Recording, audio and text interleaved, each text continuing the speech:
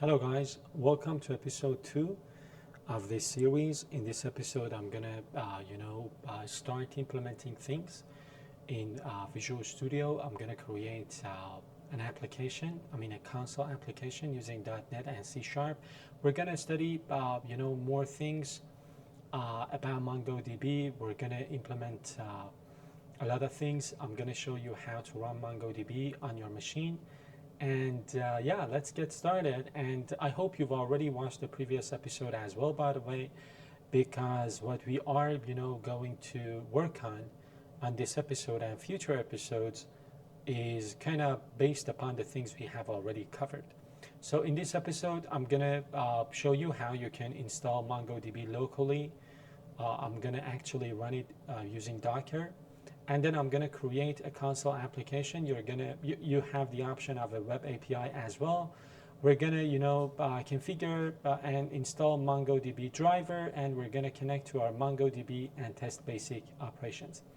When it comes to installing MongoDB, there are different options. So for example, you can install MongoDB, locally. So you can, for example, download the community server, and then you can install with, for example, the default settings using MongoDB Compass and so on. And then you can run a MongoDB server on your local machine. This is, of course, for people who prefer installing MongoDB locally. Option 2 is using MongoDB Atlas, or using a cloud version of MongoDB. So you basically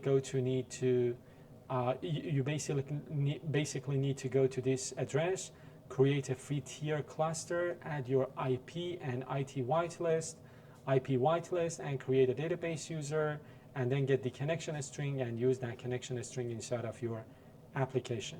Option C, which is something that we are going to use, is to use MongoDB with Docker. So you can run the Mongo container, expose the port, and then optionally name the container something, which is something that you can achieve using this command. And then this installs and runs the MongoDB server. But in order to get a web UI or user interface for MongoDB, you are going to use Mongo Express.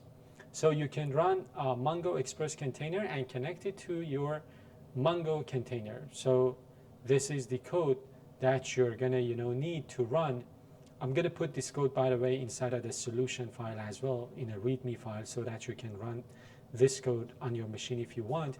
And this will give you access to Mongo Express on your local machine on this port number, and it kind of allows you to get to a web UI and start exploring the different databases. And when you install the MongoDB, Mongo Express, and you want to navigate to it using your web browser, you can use this, username and password to get to log in.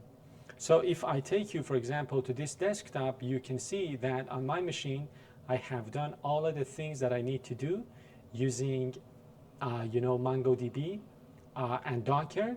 And right now, this is running locally on my machine, and I have no databases. These are the default databases of MongoDB, but of course we're going to create the database that we're going to use. So the next step would be to create a project.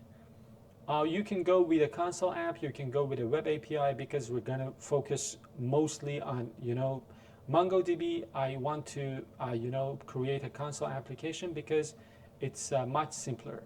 So inside of Visual Studio, we're going to create this, console application, and then we're going to install this, NuGet package, Mongo driver, which will kind of allow us to communicate with Mongo server from our Visual Studio, from our .NET application. And then we're going to create, a few classes for configuration and, some helper classes for querying the database.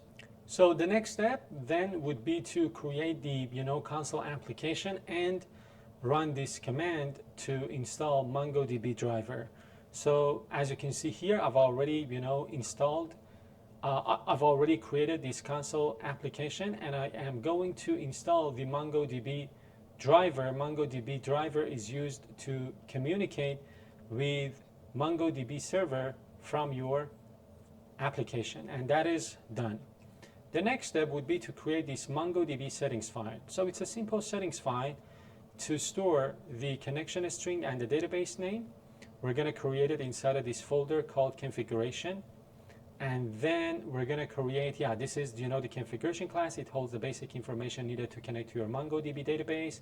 You'll typically load these settings from your app setting JSON or environment variables, but I'm going to go with this simple POCO class. So inside of a folder called configuration, let's go ahead and create MongoDB settings. So configuration.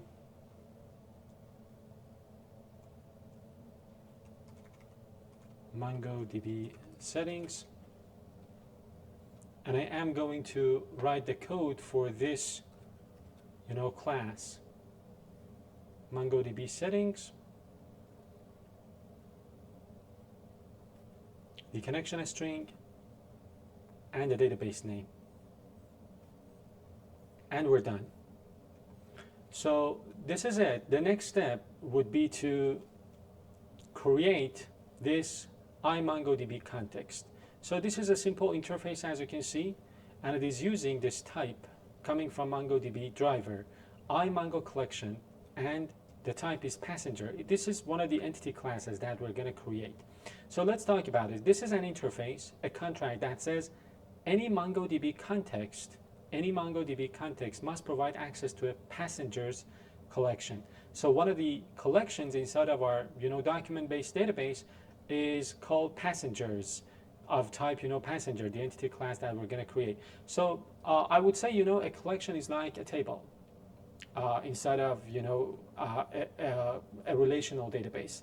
So let's go ahead inside of the data folder. Let's create this file. So I'm going to add another folder called data. I'm going to add this type.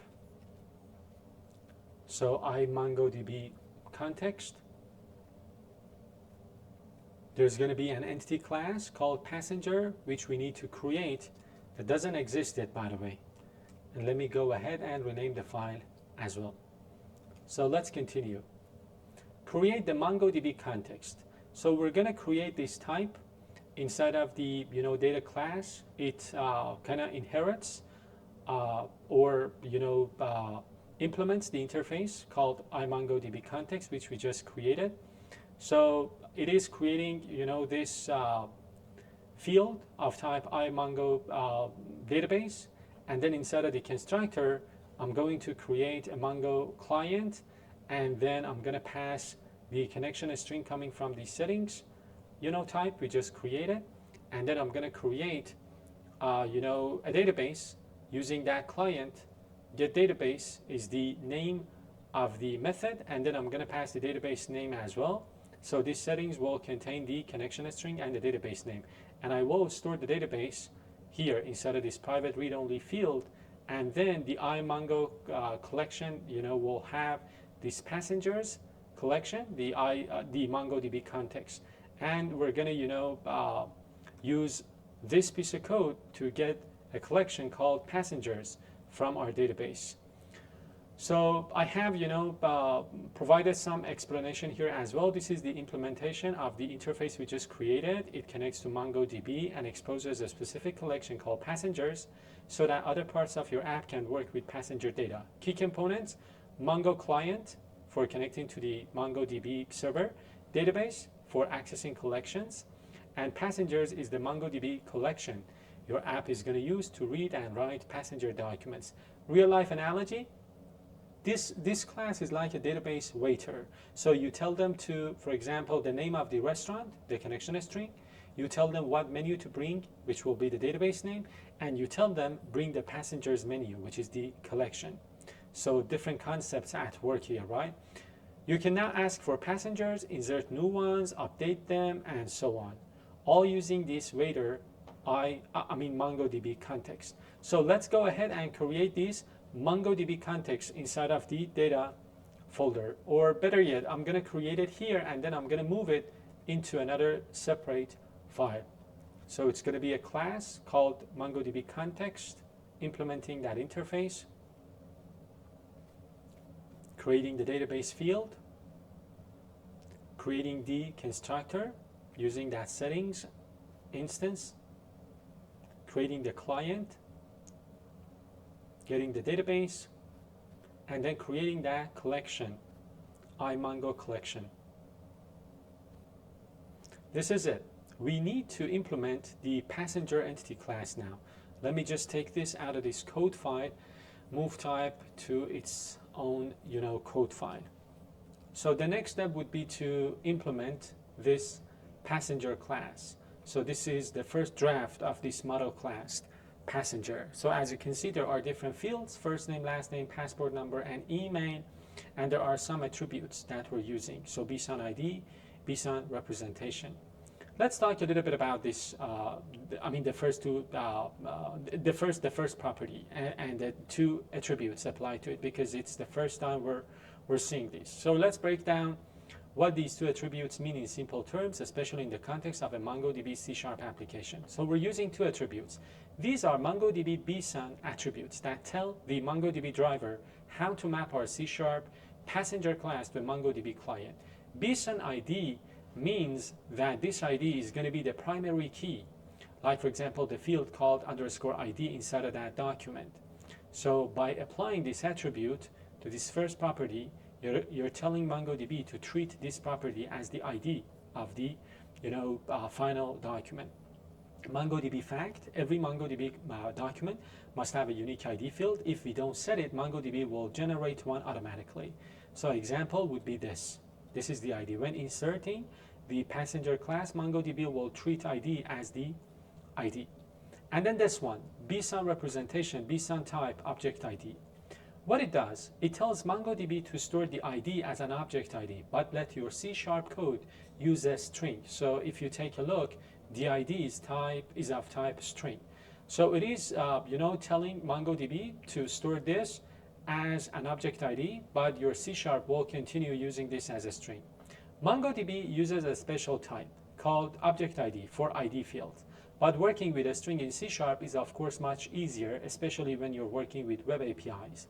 So this attributes allows you to do two things. First, store the ID inside of your MongoDB database using the object ID format, and work with string in your C# code. Without this attribute, you will have to do the conversion yourself. You will have to manually convert it from a string and so on.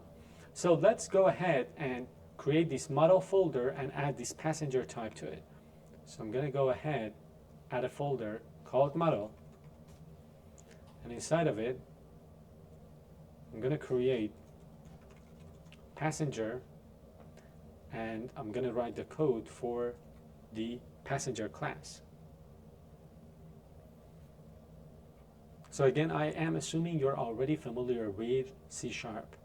These are some simple, properties we're adding.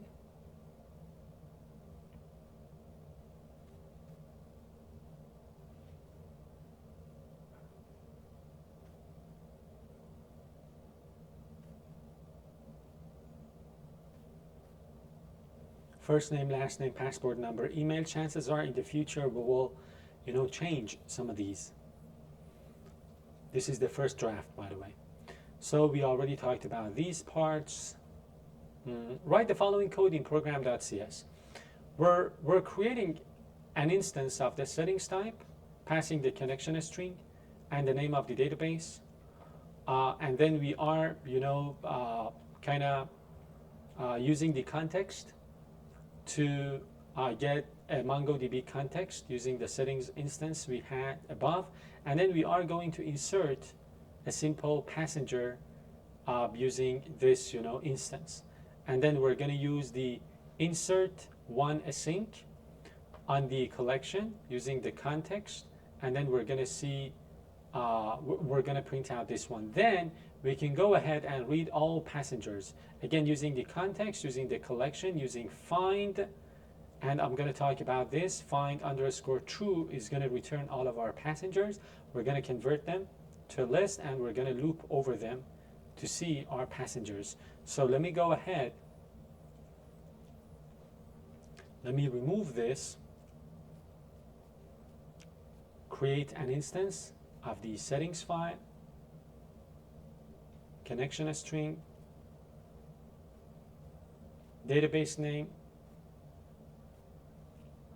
Let's create the context, passing the settings as the input parameter for the constructor. Then let's create a passenger.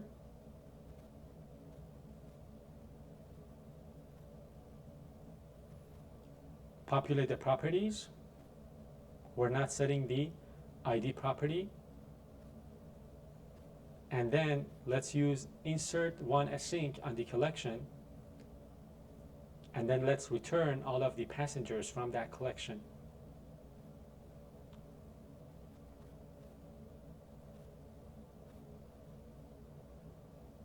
For each passenger, let's write, for example, the first name, the last name, and the email. And we're done. So let me run the code. I need to, what does it say here? It says passenger is not null here. Insert one passenger. So I guess the issue is that here we need to import the passenger type as well as here. So I think we're fine now, right? So let me build the project. Yes, we're fine. So let me run it to see whether we're gonna get the output or not. So I'm gonna cd into the project, and then I'm gonna say .NET Run. So it says passenger inserted, passenger Alice Walker, and the first, the only passenger that we have, and then the email address. And if I take you to my Mongo Express, and if I refresh this, you see that the database was created, right? We have one collection called passengers, and then inside of this we have one document, the first name, the last name, the passport number, the email, and I can of course click this document to see the data. And this is it. We successfully inserted one passenger into the application. So let's go ahead and talk about the code. So I have, created some let's say explanation. First, this piece of code is using insert one async. So inserts that single object into the passengers collection in our MongoDB database. MongoDB automatically adds an ID field to the document, usually as an object ID, if not provided. Then we're using find to query all passengers. So find true is a filter. We're going to talk about filters in future episodes. Is a filter that matches all documents. So it retrieves the entire passengers collection, and then we're going to convert that to a list, right? And loop over that list. And the output, of course, is going to be the message for the insertion and then the query. So in this episode, we ran MongoDB locally using Docker. We built the first console application. We integrated the application with MongoDB, and we inserted one simple document into the database, and we also queried all of those passenger documents. So that was it. Thank you so much for watching the video till the very end. If you enjoyed watching it, please give it a thumbs up, and I will see you in the next one.